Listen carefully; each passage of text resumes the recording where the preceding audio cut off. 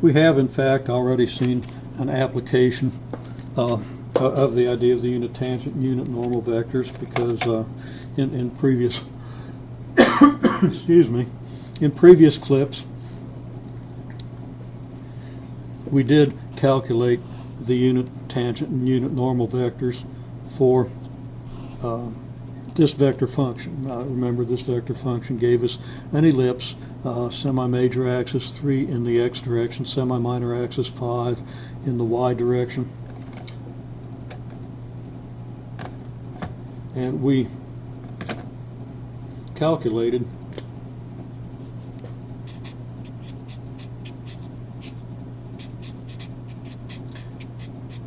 the dr dt vector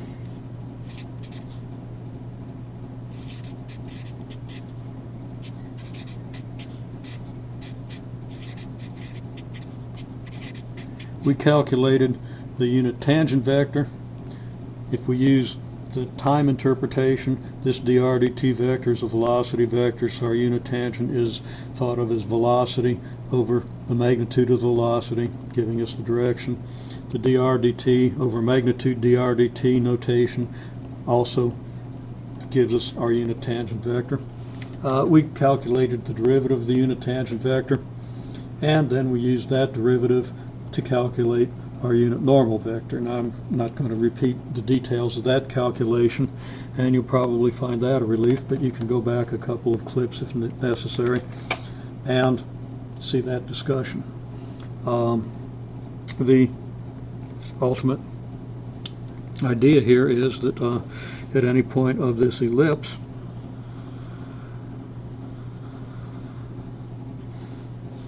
we have a unit tangent vector, a unit normal vector, our acceleration vector, which is our r double prime, and that acceleration vector has components in the normal and the tangent directions, which are easily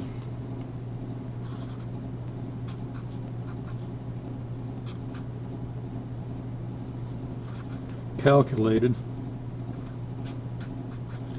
The tangential component of our velocity is of our acceleration is found simply by taking the dot product of r double prime with t, the normal component by taking the dot product of r double prime with n. In other words, we're just projecting the acceleration vector onto the unit tangent vector and onto the unit normal vector, and the projection takes very simple form when you're projecting onto a unit vector, simple dot product. Here we have a picture very similar to the pictures we've seen in the preceding. Here's a curve where the inward unit normal is away from the r of t vector, unit tangent vector, r double prime interpreted as an acceleration vector, and down here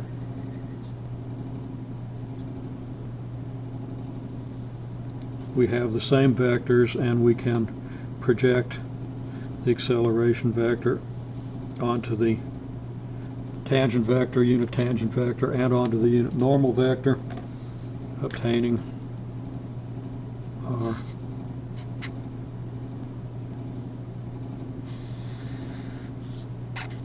vectors A perpendicular to the curve, A parallel to the curve. And as another example, let's consider now the function r of t equals -3 sine 9ti plus 7 cosine of 9tj. Now this is so far just another ellipse, but we're going to then add a k component. We'll have a t squared k. Now our ellipse in the I and j direction is going to have a semi-major axis of 3, or semi-minor axis of 3. That'll be in the x direction, a semi-major axis of 7 in the y direction, and we sketch the ellipse and should know how to do that by now. When we go into 3 dimensions, when we try to do our 3-dimensional vector, our x and y components are always going to follow this ellipse. But because of the k component, that ellipse is not always going to be down in the xy plane. In fact, the only time that ellipse occurs in the xy plane is at t equals 0. So what I've done is I've sketched a x, y, z set of coordinate axes. I haven't labeled the z, but you know which one that is. The labeling is going to get in the way of what I'm going to draw. At t equals 0, we're actually on the ellipse in this plane. Now, of course, at t equals 0, the I component is 0 and the j component is 1, which means that we're at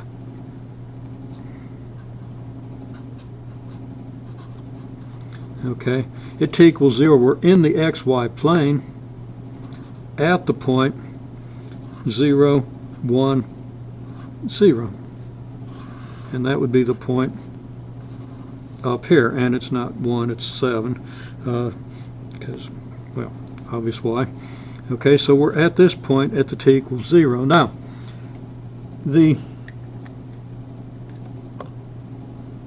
a later plane, okay, a little bit later, we're now in a plane that lies above the xy plane. So I've tried to depict in a different color the square, or the rectangle, in which we would construct the ellipse on which our point is going to lie when t equals some later unspecified time. We're not going to worry about that just yet. We'll figure that out in a minute. Figure out what kind of time scale we want to use. At a later time, well, what's happening to the k component? We have t squared k. That means that our k component is going to start small, and it's going to change slowly, but it's going to change more and more quickly because t squared behaves in that manner. So at this later time, we're going to be in a plane that's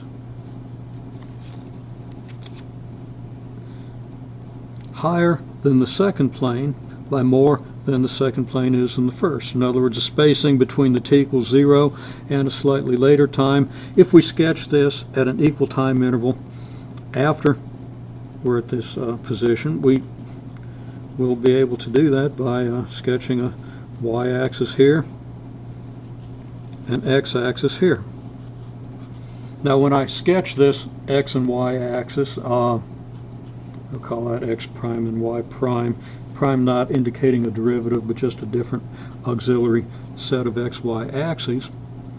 When I construct those, I make sure they cross at the appropriate point of the z-axis, and that the y prime axis is parallel to the y-axis, the x prime axis parallel to the x-axis.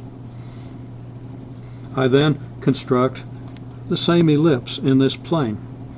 Okay, we come out a distance of representing 3 units, a distance equal to the distance between the origin and this point down here. So we're going to have this point, an equal distance in the y direction, which is going to put us right here, and in the negative y and the negative x directions. And those points lie directly above and below these 4 points. Then we sketch our rectangle, keeping the sides parallel to the x and y axes. Can't sketch the whole thing because we're interfering with our labeling here.